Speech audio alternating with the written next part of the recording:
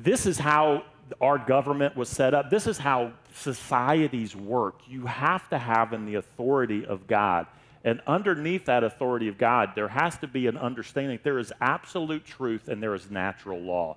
That there are moral absolutes, that there are things that are universal that we all submit to. And if you set up a government or a constitution that adheres to that truth, then no matter how diverse your people are, if everyone is submitted to the same law, to the same absolute truth, to the same moral standards, then you have unity. And that was the heart of what made this nation, was at the formation of this nation, and what made this nation great was this sense that we are all under the authority of God.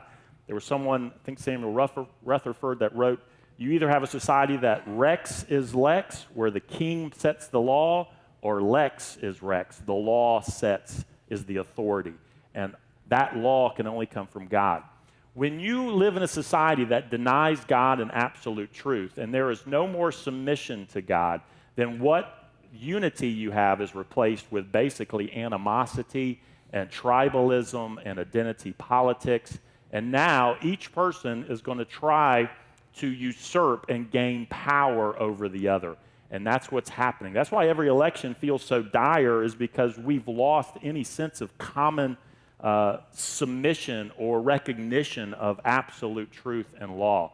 And so now, in many ways, what we're living in is a society that has rejected absolute truth. When you hear terms like postmodernism and pluralism and neo-Marxism, there are all kinds of terms that sort of give you a sense that those are all political terms. They're not. They're all an attack on truth. What's happening in our culture is an attack on truth. And so if there is no absolute truth, then who sets the laws? The person who gets in power.